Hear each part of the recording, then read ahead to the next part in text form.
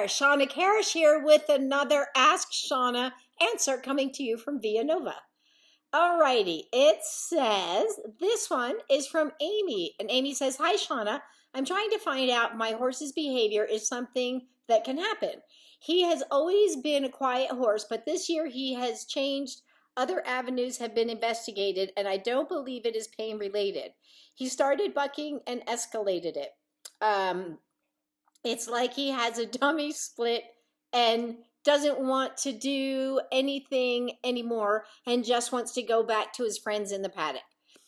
Okay, so I would, if I have any sudden change in behavior, first thing I do is I expect and anticipate and really try to get to the bottom of a physical thing. Something coming on suddenly like that, oftentimes it's a physical cause. So I would really have not only the vet look at him, but find a good body worker. And sometimes I go to I'll have a couple body workers come and look at him, because they can also give you a lot of information about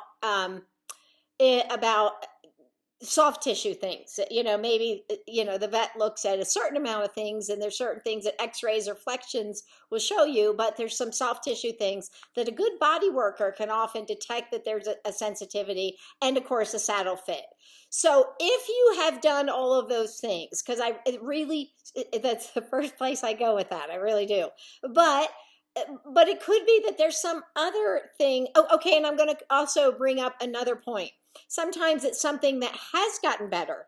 That maybe it's something you do find that he has a sore back. It has gotten better, and he'll remember the pain of that. So going about it and building a new reinforcement history with that, but you got to kind of know what that is or what that was. So really check thoroughly first. Check with different, people that can do things that can help your horse. Look for back issues, saddle fit issues. Okay, but now let's say we've done all that and we are sure, 100% sure, well, as sure as you can be, because there's times we go to the doctor and I'm like, my hip, it hurts, and I go get an MRI and they say, no, but you have scoliosis. But I'm like, but it's my hip, so they don't know what it is. So it doesn't, whatever the thing going on is. So be sensitive to that part. And another thing, sometimes you can talk to your vet about this. Sometimes if I'm not sure, I will use something that might be a pain reliever. And if the horse reacts better with the pain reliever on board, that lets me know there's something probably physical behind this, still giving you a reason to want to investigate. So that's all food for thought, but go that avenue first. Check out the physical things. Now, the other thing is that it could be that if it is a behavior that is happening and it truly is that he doesn't want to do it anymore and just wants to go back to his friends, then that means we have to take a good hard look at what is happening that may not be unpleasant. Because really, everything they do essentially outside of reflexive behavior, which would be a pain response or startle, is really a choice they make. Now, they're going to choose the thing with the strongest reinforcement history. So they're going to choose the thing that works for them better, the things they like. So if he's choosing, I would rather have this fit and get out of this so I can go back to my friends, that would make me think, well, then this isn't very reinforcing. And that is. Something here is happening that's either aversive with that kind of response. I think something that's happening here and he doesn't understand, he gets worried about, and really feels that he needs to go back to the safety. So keep in mind, this isn't an emotional thing for him, as far as he's not thinking, I'm just going to be a jerk. There's a reason. And usually that big of a thing, that kind of response typically comes out of some sort of fear. So there's an element in there that he doesn't understand, he doesn't like, he's afraid of it, something is going on there. So I would go back and I would start making the sessions. I imagine this is a ridden session thing. I don't know, I'm kind of making up an assumption.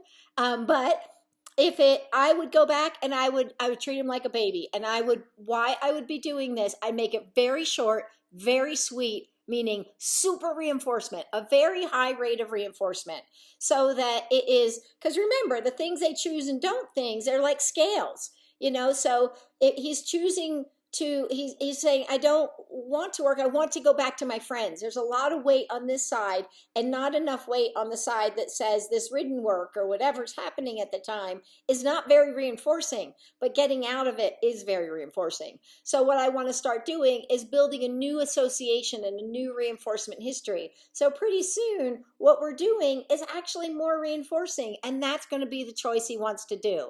So he's communicating something really very loudly and very not as clear. I mean, he thinks it's clear, but he's clearly saying something is wrong. Something is wrong and something is amiss for him. So if it's not a physical thing, then it means it's going to be something to do with what is happening at the point when he wants to, when he gives up and wants to go back to his friends. So that's something that I think it would be really good to take a good look at and see if you start building a very strong reinforcement history, and also start giving more choice if you can. If it's written work, we can't necessarily give as much choice, but that would be a good question to figure out. Does he do this only when it's written work? Is it only in one arena? Is it only a certain time of day? Is it whenever you're doing canter? Whatever. If there's any piece that tends to be a trigger for it.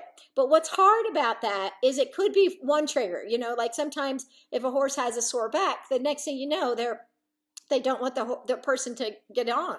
So they start having kind of mounting block behavior, difficulty with the mounting block and mounting. So then it can start back up until it's like, no, now it's when the bridle goes on. And then they can go, because the bridle leads to the mounting, which leads to the rider getting on.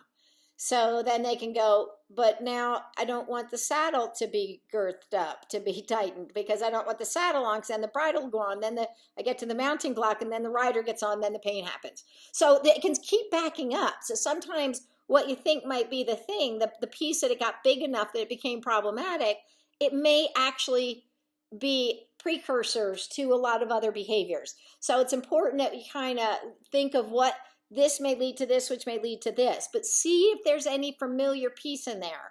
And if it's happening at a specific action like ridden work, I would really work on reinforcing the smallest, littlest thing and seeing if there's a point where it particularly happens, and really being super cognizant and thoughtful about, are my hands doing something?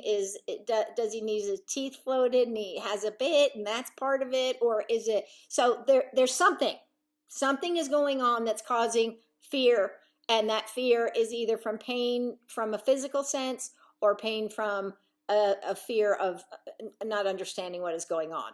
So there's a way to address it, and there's a way to help it, most likely, but I think you need to kind of really dig a little bit further into that. And if it's not pain related, but bucking tends to come from pain related, but if it's not pain related and it really is to the that he is just wanting to get out of it, then we have to take a good look at what precisely is happening at the time. Is there a familiar piece in there?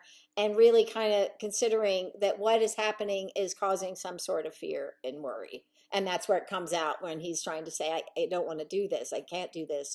Whatever that might be. So I hope that helps you, Amy. It's a little ambiguous because I don't know. It might be different to see it, and to see the pattern. But those are at least some things to think about and see if you can't help your horse and get that a bit figured out. And anything sudden means something happened to create this sudden change in the behavior.